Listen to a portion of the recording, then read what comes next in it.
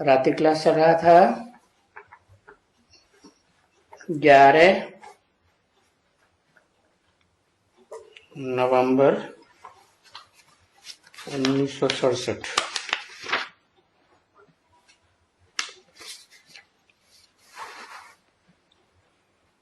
दूसरे पेज के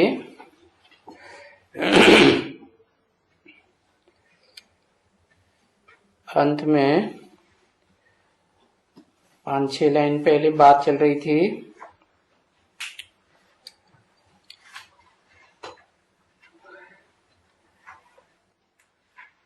कि जो बच्चे यहाँ आए हैं तो जरूर कुछ करके दिखलाने के लिए आए हैं, और सच्ची कमाई तो इसको कहा जाता है 21 पीढ़ी। परंतु बच्चे ये कोई कम से कम 50 पीढ़ी तो बहुत धनवान होकर रहते हैं। कोई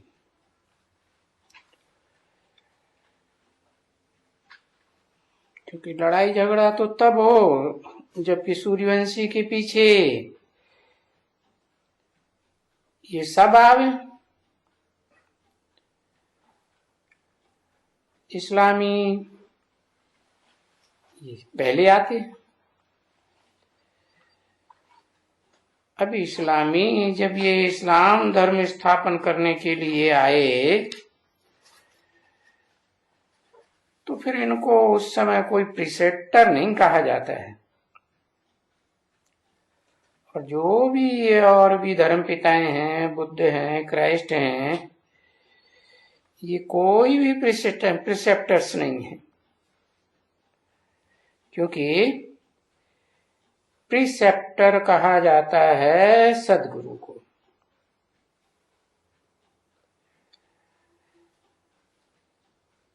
जो सदगति देवे। अब ये लोग तो आते ही हैं अपना धर्म स्थापन करने के लिए, उनके पीछे तो फिर सभी आत्माएं आती रहती हैं। तो ये खुद भी नीचे गिरते हैं जन्म जन्मांतर, तो कोई को सदगति कैसे देंगे? सदगति नहीं देते हैं। तो ये गुरु लोग नहीं हैं, ये सिर्फ धर्म स्थापन करने के लिए आते हैं। अपनी धारणाएं हैं इनकी स्पेशल। हाँ, नंबरवार प्योर तो हैं जरूर, परंतु आते ही हैं धर्म स्थापन करने के लिए। जो पीछे सभी आते जावे यहां। बाकी 11/11/1967 की रात्रि क्लास का तीसरा पेज। बाकी सर्व की सदगति दाता तो एक ही है। ये इतने ढेर धर्म पिताएं कैसे हो सकते?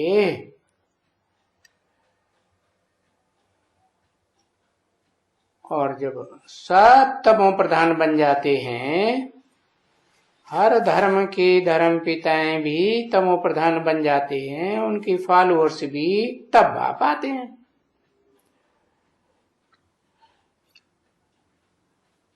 तो वो कोई धर्म स्थापक गुरु नहीं है, नहीं। उनको प्रिसेप्टर्स नहीं कहा जाता है, और सुप्रीम सोल बाप का पैगाम देने वाले पैगंबर भी नहीं कहा जाता है। क्योंकि पैगंबर या मैसेंजर उनको कहा जाता है जो कोई का कुछ पैगाम ला करके देवे। तो ये पैगंबर या मैसेंजर तो तुम बच्चे हो, जो सबको पैगाम, सबको मैसेज भेज देते हो कि उस ऊंच ते ऊंच बाप को याद करो तो पावन बन जाओ।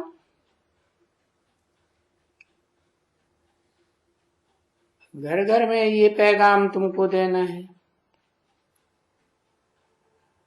और ये बात भागवत में भी लिखा है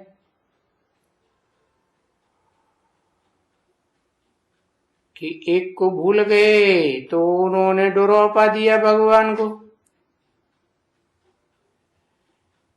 ऐसे एक शास्त्र में लिखा है कि मुझे तो पैगाम ही नहीं मिला, तो मैं कैसे समझूं कि आप आए हुए हो। ऐसे एक शास्त्र में है। तो इसलिए बाप कहते हैं तुम बच्चों को कि बाप का पैगाम देने वाले तो तुम बच्चे हो अभी सभी, जो घर घर में दर दर में दर दरवाजे को कहा जाता है ना, तो ये कहते हो अपन को आत्मा समझो और अपन को आत्मा समझ बाप को याद करो। देहभान में रहेंगे तो देह के संबंधी याद आएंगे, बाप याद आ नहीं आएगा।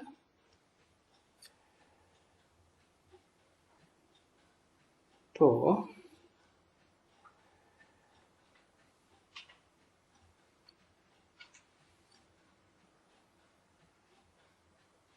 आत्मा समझेंगे और ये है ही बाप का पैगाम,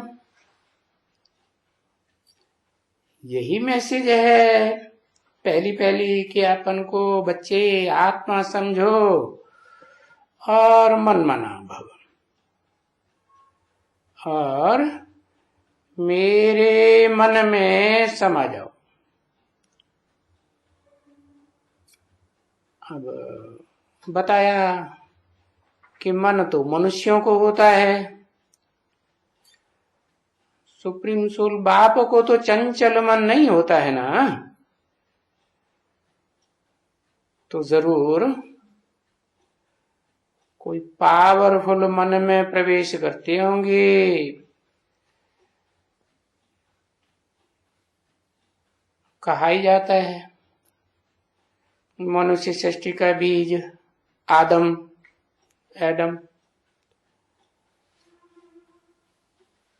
तो वो तो मन मना भाव संस्कृत में है, यानी देह के सभी धर्मों को छोड़ अपन को आत्मा समझ,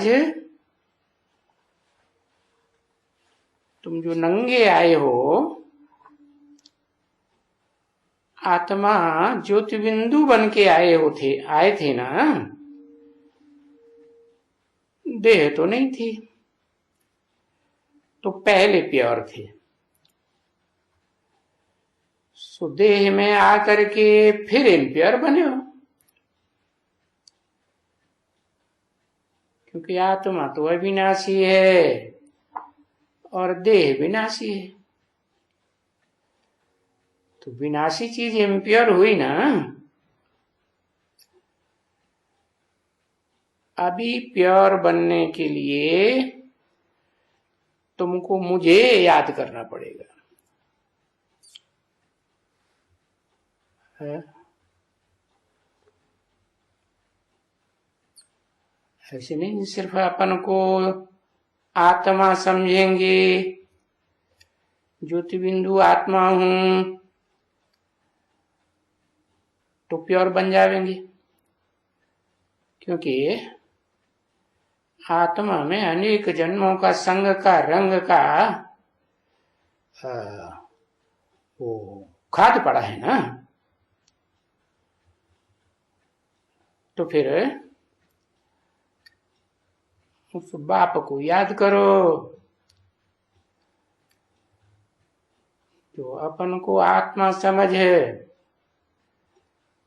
सुप्रीम सोल बाप को पहले पहले याद करके पावन बने,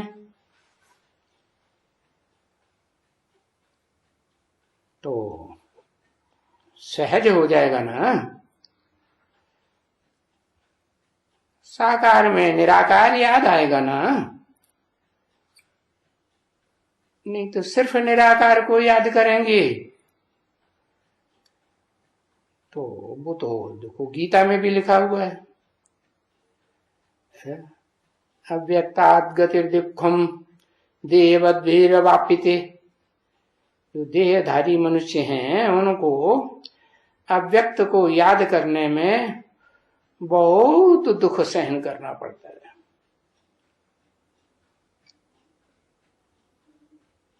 तो मुझे याद करेंगे तो सतो प्रधान बन जाएंगे और सतो प्रधान बनेंगे तो सतो प्रधान दुनिया में चले जाएंगे। सतो प्रधान दुनिया है वो अव्वल नंबर जिसे कहेंगे विश्व का राज्य। तो ये भी तो समझते हैं कि श्री कृष्ण उनको कहा जाता है विश्व का महाराज,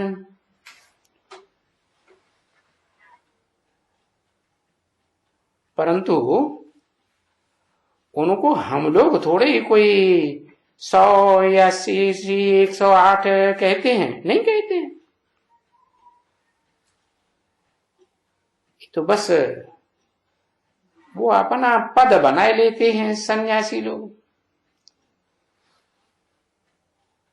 वास्तव में तो श्री कृष्ण नंबर 1 प्रिंस है ना।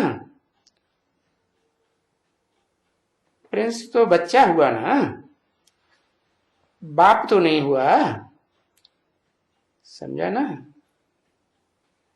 हाँ, ये कहेंगे कि सिर्फ इनसे संवत शुरू होता है, वो भी ये नहीं कहा इससे, क्या कहा इनसे। इनसे माने 2 आत्माएं हैं, एक है 16 कला संपूर्ण सत्ययुगी कृष्ण और एक है सुप्रीम सोल बाप जो आत्मा है, उस आत्मा का बड़ा बच्चा आत्मा। क्योंकि इस दुनिया की जो भी आत्माएं हैं, इस दुनिया में जन्म जन्म पार्ट बजाने वाली, वो तो सब भोगी हैं। वो तो एक ही सुप्रीम सोल है जो अभोक्ता है। इसलिए जो अभोक्ता है वो तो विश्व का मालिक नहीं बनता।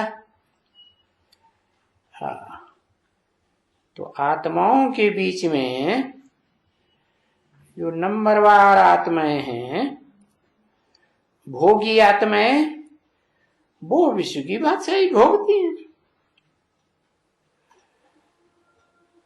बाकी शास्त्रों की वो बातें नहीं है कि टोकरी पर ले गया रख करके। अरे ये तो बुद्धि रूपी टोकरी है, कौन ले गया है? कौन ले गया सतयुग में 16 कला संपूर्ण कृष्ण को? ये तो बुद्धि रूपी टोकरी है जिसमें रख करके इस विषय वैतरणी नदी के पार नई दुनिया 16 कला संपूर्ण स्वर्ग में ले गया। ये दुनिया विषय सागर कही जाए, विषय सागर कहो, विषय वैतरणी नदी कहो, तो वो जो उन्होंने लिख दिया है कि काली नदी यमुना को क्रॉस किया, ये सब झूठी बातें लिखी हुई है। कृष्ण को डर किसका होगा? है कृष्ण जो 16 कला संपूर्ण बनते हैं और 16 कला संपूर्ण तो भगवान ही आकर बनाते हैं नर को नारायण जैसा, तो उनको डर काहेगा? किसका डर हो सकता है? कहते हैं कंस का डर है, फलाने का डर है। अरे ये तो सब दंत कथा है। और कृष्ण बरी फिर 8वें जन्म में कैसे पैदा हो सकता है? वहां नई दुनिया के आदि में ही 8 बच्चे पैदा होंगे क्या? है?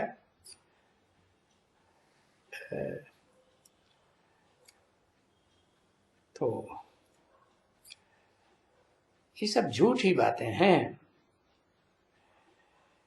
क्या वहां कोई ऐसे विविचारणी थोड़े ही होती होगी है जो 8 बच्चे पैदा करे? सतयुग में तो तुमको हुक्म हुआ है एक बच्चा योग बल से और एक बच्ची, बस। वहां 2 कभी होते ही नहीं है। कहा?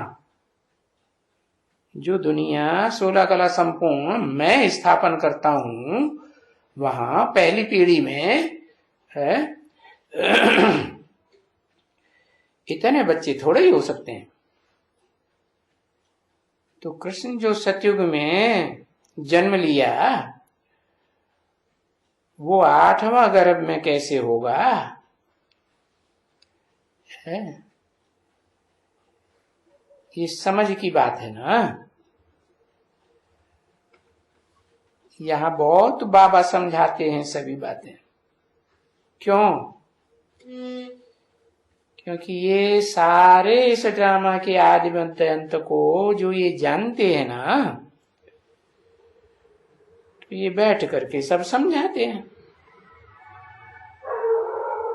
समझाते हैं कि ये जो तुम सुनते आए हो ये है सब भक्ति मार्ग, दुर्गति मार्ग है। झूठी बातें सुनते आए हो,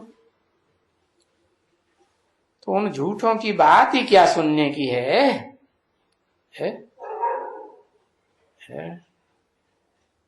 गॉड फादर जो ट्रुथ कहा जाता है ना, सत्यम शिवम सुंदरम कहा जाता है ना, सत्य चित्त आनंद भी कहते हैं। तो बाप अभी ये बताते हैं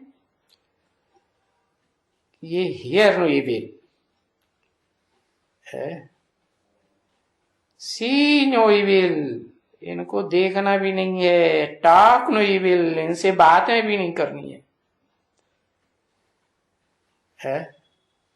नहीं तो बहुत से हैं बच्चे जो वाद विवाद करने लग पड़ते हैं। तो बाप कहते हैं भक्ति मार्ग की कोई बातें नहीं सुनो,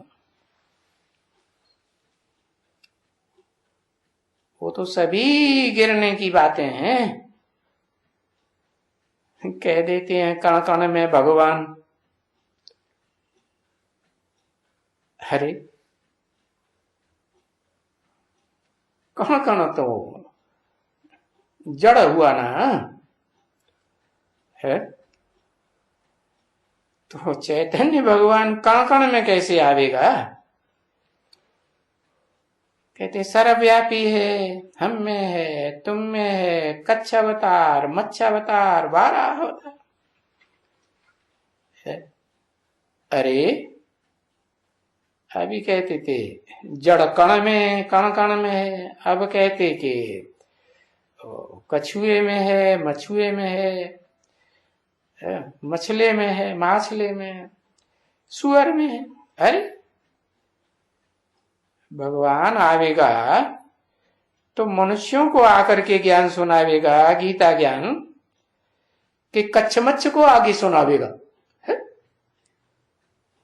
अरे ये तो सब उनको भगवान को गाली दे दिया है कि वो कच्छ मच्छ का अवतार, जानवरों का अवतार लेते हैं। ऐसे क्यों कहते हैं? जैसी दृष्टि वैसी सृष्टि। खुद जानवर से बदतर बन जाते हैं तो बस भगवान भी जानवर बन के आते हैं।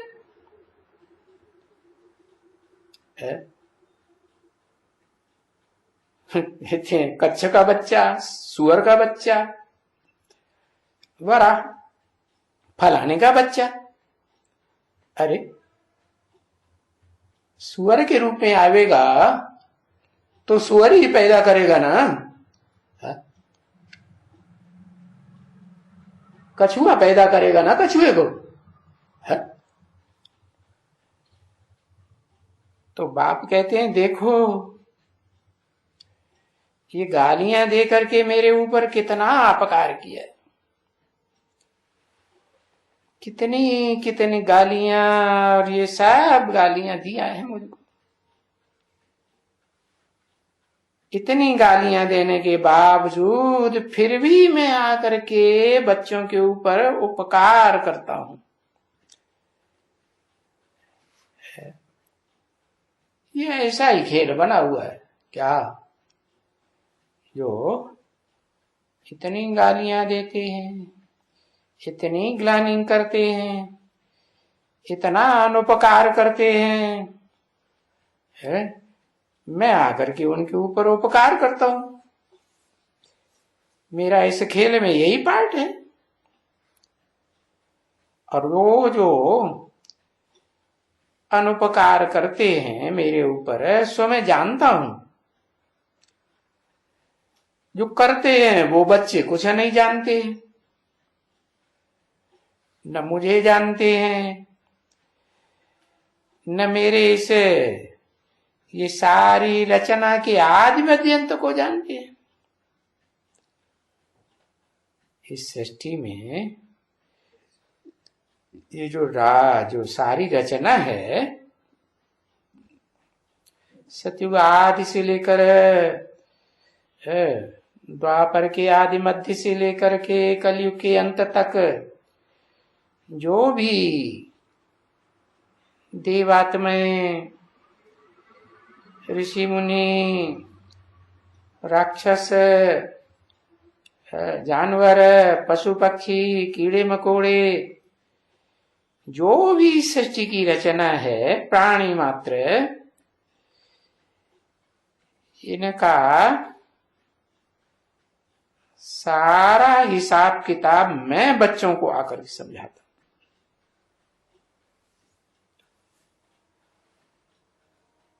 तो भले बच्चों को टाइम देते हैं, रात को अगर बैठ करके शिव बाबा को याद में बैठेंगे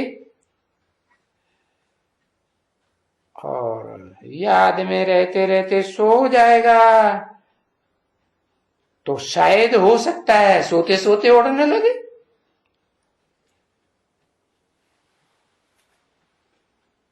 और इनको अच्छा अच्छा सपना भी आने लगे, साक्षात्कार भी हो जाए।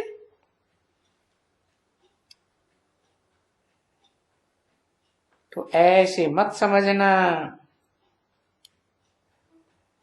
ये वंडरफुल बालक है।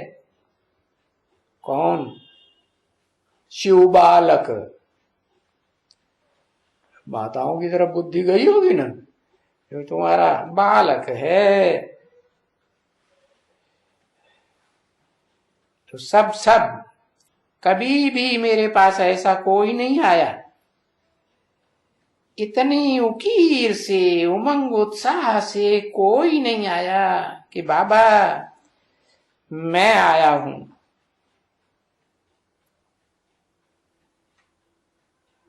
बच्चियां बड़ी फिर सब जानती हैं इनको। ये छोटे वन में था, बरोबर ये करता था, ऐसे करता था, तो जरूर इनका कुछ भाग्य है। ये जो बोलते हैं ना, छठी में कोठी में तो कुछ है ना, तो मूल बात है कि आया हुआ है और उकीर से आया हुआ है बाबा के पास। कौन है? ये ब्रह्मा बाबा उकीर से आया हुआ है। अच्छा, अभी 10 बजे हैं, बैठते हैं तो ये है मेहनत बहुत, अपन अपन आत्मा को आत्मा समझना। नहीं तो बच्चे आगे जो हमेशा नाम पड़ता है ना शरीर के ऊपर, तो वो अपन को शरीर समझ लेते हैं।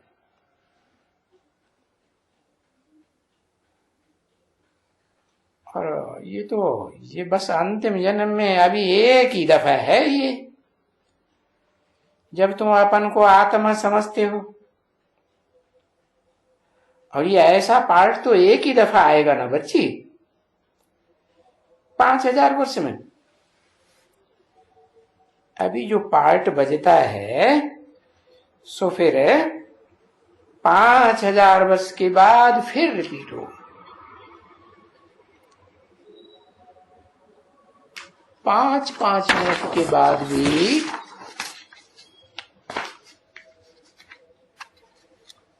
जो भी बात होती है सो फिर 5000 वर्ष के बाद होगी। हूबहू रिपीट होता है हर 5000 साल के बाद।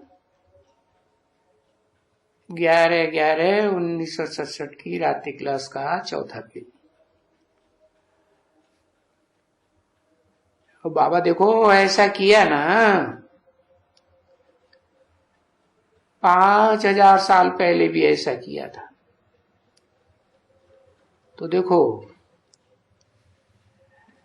इसमें सेकंड लग गया ना, और फिर ये 5000 वर्ष के बाद बाप फिर ऐसे बैठ करके समझाएंगे। तो ये बहुत समझने की बातें हैं, और ये समझना तो अच्छा ही है ना कि आत्मा को पतित तो जरूर बनना है। क्यों? क्योंकि आत्मा ये शरीर लेकर के इस पतित दुनिया में पार्ट बजाती है। तमो प्रधान दुनिया है, कलयुग है, पापी युग। तो अभी ये उतरा है जरूर है। कौन? जिसमें मैं प्रवेश किया हूं वो ऊपर से नीचे उतरा है जरूर। हाँ, सतो प्रधान से तमो प्रधान में उतरा है। तो अभी इनको चढ़ना जरूर है। क्यों? क्योंकि पतितों के संग में रहते रहते जन्म जन्मांतर नीचे गिरे। अब तो तुमने जान लिया ना कि ऊंच ते ऊंच बाप आया हुआ है, तो उसको याद करेंगे तो जरूर पावन बनेंगे। और अभी पतित पावन भी तो बाप को कहा जाता है ना, है कि सिर्फ पावन कहा जाता है? बाप जिस मुकर्रर रथ में आते हैं वो पतित से पतित भी और पावन से पावन पार्ट बजाने वाली आत्मा भी है। तो सुप्रीम सोल बाप जिसमें आते हैं उसमें पतित पावन कहे जाते हैं। गाते भी हैं पतित पावन सीताराम, गाया जाता है ना, कहा जाता है। तो वो आया हुआ है और आकर के युक्ति बताते हैं कि बच्चे अपन को देह न समझो, अपन को आत्मा समझ है, माम एकम याद करो।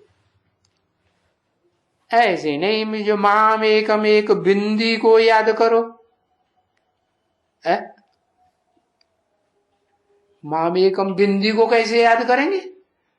वो तो इतनी सूक्ष्म है तो तुम्हारी आत्मा ही इतनी सूक्ष्म, फिर भी बताते हैं वो सूक्ष्म रूप याद नहीं आता तो बड़े रूप को याद करो। अच्छा, तो भी आत्मा कोई देखने में थोड़ा ही आती है। तो बताया माम एकम याद करो का मतलब है कि मैं जिस एक मुकर्रर रथ में आता हूं उस एक को याद करो। क्या? और रथों की कोई गारंटी नहीं है क्या कि इस षष्टि रूपी रंगमंच पर सदा काल रहेंगे, लेकिन मुकर्रर रथ की तो गारंटी है। तो उस माम एकम को याद करेंगे जिसे अविनाशी कहा जाता है, आत्मा से भी अविनाशी और शरीर से भी अविनाशी। तो उसे याद करेंगे तो अंतमते सुगति हो जाएगी। क्या? अंतमते सुगति माना धर्म पिताओं की तरह, अन्य धर्म पिताओं की तरह सिर्फ निराकार को याद करेंगे लंबे समय तक तो फिर क्या होगा? निराकारी धाम में लंबे समय तक पड़े रहेंगे। और जिस साकार में आता हूं, जो साकार शरीर से सृष्टि पर सदा काल का रहने वाला है तो साकार में साकार सो निराकार कंबाइंड को याद करेंगे तो अंतमते तुम्हारी भी सोगति होगी। तब ही तो गाया जाता है क्या है? मंदिरों में जाके बोलते हो ना, शिव बाबा शिव बाबा शिव बाबा। तो बाबा क्यों है? शिव ज्योति बिंदु है, निराकार है उसको अपना शरीर नहीं है तो बाबा कैसे हो गया? बिंदु बिंदु आत्माओं का बाप तो सिर्फ बाप ही होगा ना। बाबा तो या दूसरे कोई भी संबंध है, माता पिता गुरु टीचर भाई बंद गाते भी है, तुमेव माता च पिता तुमेव संबंधु च सखा तुमेव सर्वम, सब संबंधी हो तुम मेरे, मम देव देव। तो वो शिव बाबा भक्ति मार्ग में कहते आयो ना, बाबा तुम्हारी गतमत एकदम न्यारी है, सबसे न्यारी। सबसे न्यारी मानी जो भी धर्म गुरु इस दुनिया में हुए, प्रिसेप्टर्स अपने को कहते हैं, या धर्म पिताएं हुए, विद्वान पंडित आचार्य हुए, उन सब से आपकी मत न्यारी है। आप हो ही सबसे न्यारे है। तो बाप आकर के बतलाते हैं कि ऐसा कभी कोई समझावे, कोई तो समझावे ना। तो ये सब बातें कभी भी कोई समझा ही नहीं सकते सिवाय बाप के है। बाप का परिचय बाप के सिवाय और कोई दे ही नहीं सकते। कौन से बाप का? जिसको बेहद का बाप कहते हैं। इब्राहिम बुद्ध क्राइस्ट को बेहद का बाप थोड़े ही करेंगे, 500-700 करोड़ मनुष्य मात्र का नहीं। और ऐसे भी नहीं कि बेहद का बाप कोई एक है, नहीं, दो हैं बेहद के बाप जो कंबाइंड रूप में पार्ट बजाते हैं, आत्माओं का बाप और मनुष्य मात्र का बाप। तो उस कंबाइंड बाप के सिवाय और कोई भी नहीं है जो बाप का परिचय बाप के अलावा कोई दे सके। न बाप का परिचय दे सकते हैं और न बाप की रचना का परिचय दे सकते हैं। हाँ, तुम कल बताएगा, तो जो भी तुम कल बताएगा वो भी भर लेना। तुम किससे कहा? किससे कहा? तुम जो बताएगा सो भर लेना। किससे कहा? अरे कोई चीज तो कहा होगा ना, भर लेना है। हाँ, जो मुकर्रर रथ वाली आत्मा है ना, वो तो मुकर्रर रूप से बाप के साथ ही रहती है ना, साथ बाप ही रहता है ना मुकर्रर रथधारी आत्मा के साथ है। सूक्ष्म शरीर हो या स्थूल शरीर हो, रहेगा तो साथ में ना। तो बताया कि मर्ज करके उस आत्मा को सामने ले लेते हैं और बताते हैं कि कल तुम बताएगा। आज तो नहीं बताता हूं, आज तो मैं ऐसे ब्रह्मा के तन में आकर के बताता हूं। और जब ये शरीर छोड़ने वाला है ना, संसर्सर चल रहा है, पीछे इशारा दे दिया ना, तो ये शरीर छोड़ देगा तो कल फिर तुम बताना शुरू करेगा। तो जो तुम बताना शुरू करेगा सो तुम भर लेना। काय में भर लेना है? पेट में भर लेना नहीं, झोली में भर लेना नहीं, दिमाग में भर लेना नहीं, टैप रिकॉर्डर में भर लेना। हाँ, वीडियो में भर लेना। उस समय तो शायद वीडियो नहीं था 67 में। तो कहते हैं इनको है अच्छी तरह से अगर पक्का बैठा है तो वहां भी जाएगा। हाँ, कहाँ जाएगा? इनको भी ऐसे ही ख्याल आएगा है। कैसे ख्याल आएगा? जैसे बाबा पहले आया था, हाँ, ख्याल आएगा। क्या है ये है? अरे ये दुनिया में लाख कमाना, करोड़ कमाना, ये क्या है? अरे हम तो पद्मा पदमपति बनते हैं। तो ये सब क्या है? ये लाख हमारे क्या काम में आएगा सब? तो बच्चे जानते हो ना, बाबा को आया ऐसा वैराग क्योंकि देखा था। क्या देखा था? साक्षात्कार में देखा था विनाश। तो विश्वास बैठ गया पक्का कि अब तो विनाश होना है, सब कुछ खलास हो जाएगा है? और बादशाही भी देखी, तो फिर क्या करेगा है? उन कौड़ियों को हो सकता है इनको ऐसे अगर वैराग आ जाए तो सच सच छह उसमें कोठी में ये आ सकते हैं।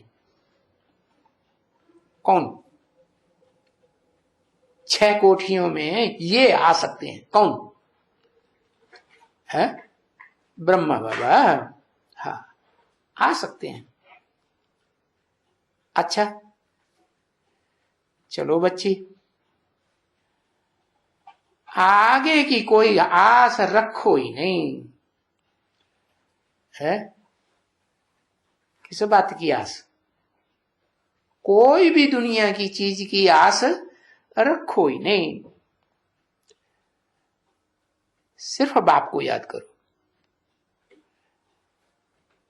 बाप को याद करेंगे, बाप मिला तो सब कुछ मिला है।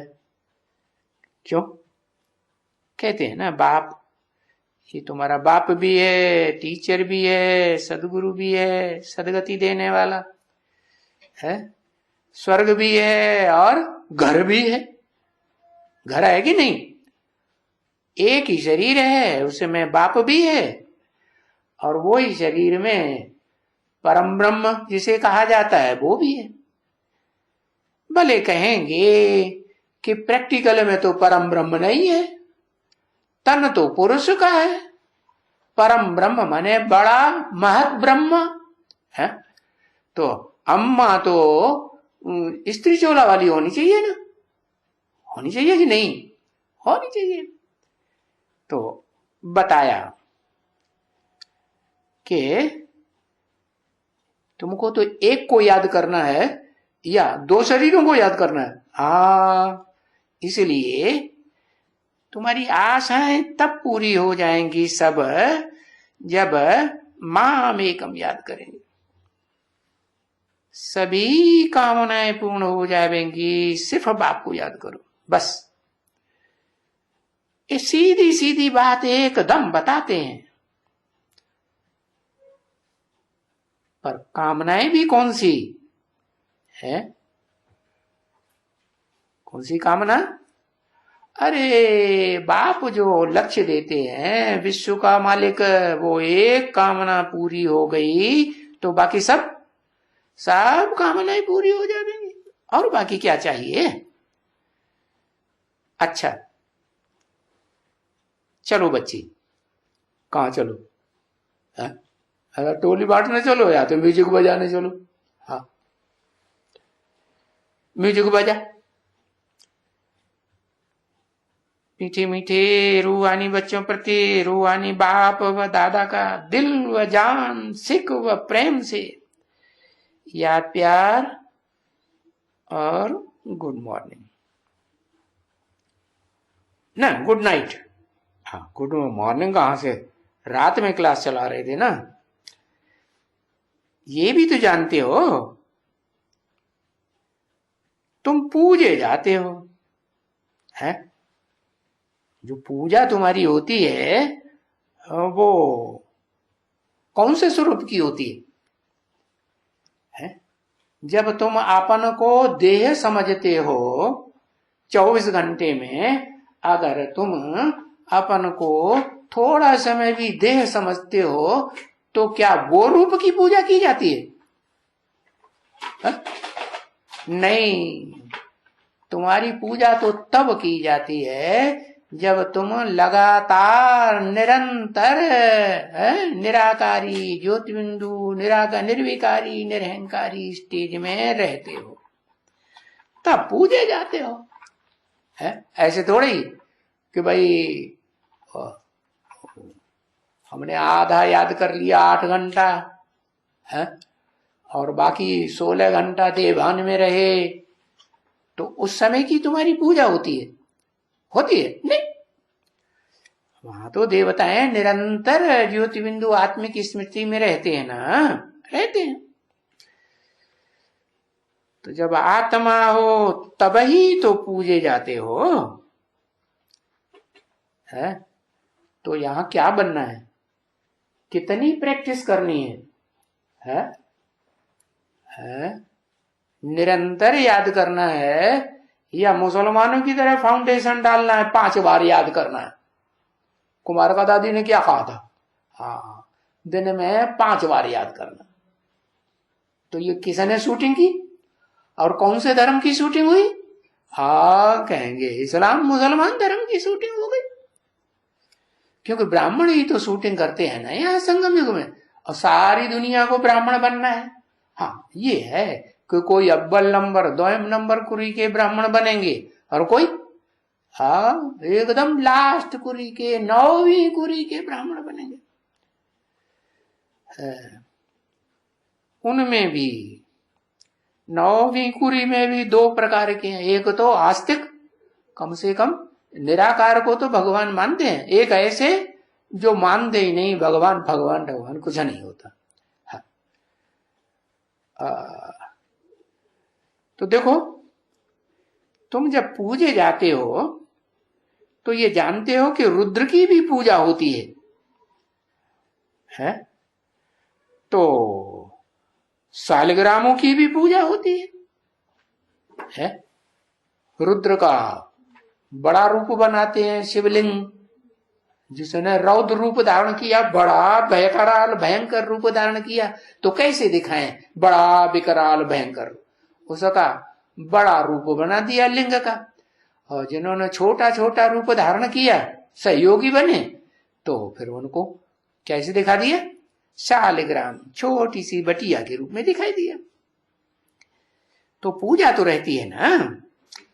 तो जब देवता बनते हो तब ही तुम्हारी पूजा बनती है। माना हाथ पांव नाक आंख कान वाला, ये इंद्रियों वाला शरीर जब तक याद रहता है तब तक तुम्हारी पूजा नहीं होती। फिर जब तुम निराकारी बन जाते हो, जैसे शालिग्राम, जैसे शिवलिंग, तब तुम्हारी पूजा होती है। दुनिया क्या समझती है? शिवलिंग जब पूजते हैं तो किसकी पूजा करते हैं? वो क्या समझते हैं? वो समझते हैं कि हम शिव और शंकर दोनों को पूजते हैं। वो समझते हैं शिव शंकर एक ही है। अरे शंकर की मूर्ति बनाई जाती है? हाथ पांव नाक आंख कान वाला देहधारी है या नहीं है? हाँ।